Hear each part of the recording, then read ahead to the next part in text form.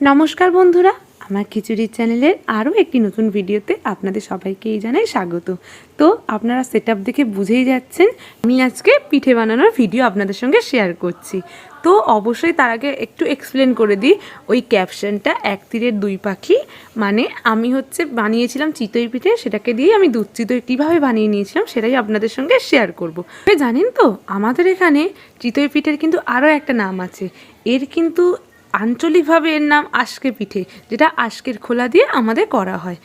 তো কীভাবে বানিয়েছি খুব সহজ পদ্ধতিতে একদম পারফেক্ট চিতই পিঠে হবে কিভাবে, আমি সেটাই আপনার সঙ্গে শেয়ার করছি।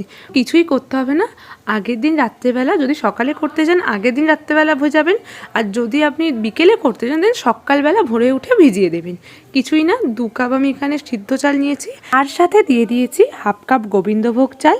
চালটা খুব সুন্দরভাবে ভিজে গেলে জল থেকে ছেঁকে নিতে হবে, আর তাতে দিয়েছি হাফ কাপ জল। জল আর চালটা একসাথে দিয়ে দেবো। মিক্সির ভিতরে চাল আর জলের লেয়ারটা একদম সেম টু সেম হবে, আর একদম মিহি পেস্ট করে নিতে হবে।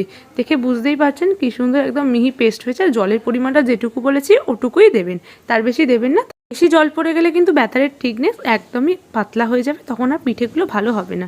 ব্যাস, এবার ভালো করে ফেটিয়ে নিয়েছি, আর এটাকে রেস্টে রেখে দেবো 20 থেকে 25 মিনিট। ভালো করে ফেটাতে হবে, যত ফেটাবেন ততই আশকে পিঠে ভালো করে ফুলবে। এবার 20 থেকে 25 মিনিট হয়ে গিয়েছে, দিয়ে দিয়েছি নারকেল কোড়া। নারকেলটা খুব সুন্দরভাবেই করে নিতে হবে যাতে না ভিতরে একটু গোটা গোটা থাকে। ব্যাস, এবার নারকেলটা দিয়ে আর সামান্য পরিমাণ নুন দিয়ে দিয়েছি, এবার ভালো করে মাখিয়ে নিয়েছি। একদম সুন্দর একটা ব্যাটার, দেখতেই পাচ্ছেন থিকনেসটা কিরম হয়েছে। আমাদের বাড়িতে কিন্তু নিয়ম আছে আশকে পিঠের খোলা বসিয়ে তবেই আমাদের অন্য পিঠে বানানো যায়, আর এই আশকে পিঠেটাই ঠাকুরকে ভোগ দিতে হয়।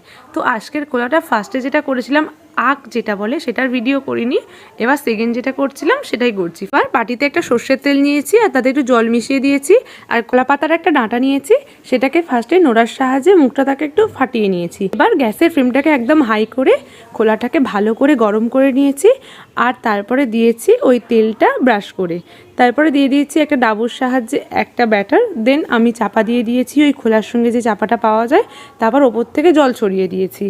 5 থেকে 6 মিনিট পরে দেখতেই পাবেন খুন্তির সাহায্যে খুব ইজিলি আশকে পিঠেটা উঠে আসছে।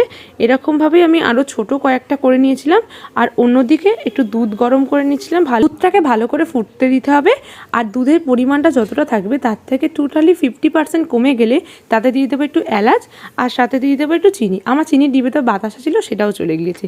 ব্যাস, একদম সুন্দরভাবে মালাই মতো রেডি হয়ে গিয়েছে। এবার দিয়ে দেবো তাতে চিতই পিঠেগুলো, একদম সুন্দরভাবে ফুটিয়ে নিতে হবে। দেখতেই পাচ্ছেন একদম পারফেক্ট হয়ে গিয়েছে। এটা অবশ্য আমি এইবারে ফার্স্ট টাইম ট্রাই করেছিলাম, নয়তো সববারে মানি করতো আমি দেখতাম। তো একদমই আমার দুধ চিতই রেডি হয়ে গিয়েছে, এবং চিতইও একদম রেডি হয়ে গিয়েছে। ওটাকে গুড়ের সাহায্যে খেয়ে নেব। ওটি যদি ভালো লাগে দেন লাইক, কমেন্ট অ্যান্ড শেয়ার করবেন। আমার চ্যানেলে নতুন হয়ে থাকলে অবশ্যই চ্যানেলটিকে সাবস্ক্রাইব করে এরকম ইজিভাবে রেসিপিগুলো খুব সহজেই আপনাদের সামনে আমি পৌঁছে দেবো। আর বাড়িতে কালকে কী কী পিঠে হয়েছে অবশ্যই আমাকে কমেন্টের সাহায্যে জানাবেন, আর কে কোন পিঠেটা খেতে সবচেয়ে ভালোবাসেন সেটাও আমাকে জানাবেন। এই চিতই পিঠে আর দুধ চিতইটা কার বাড়িতে কী কী নামে পরিচিত অবশ্যই আমাকে কমেন্টের সাহায্যে জানাবেন।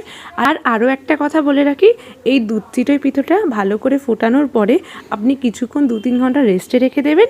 ঠান্ডা ঠান্ডা খেতে জাস্ট দারুণ লাগবে। তো সবাই ভালো থাকবেন আর সুস্থ থাকবেন। টাটা, আবার দেখা হবে খুব শিগগিরই নতুন একটা কোনো ভিডিওতে।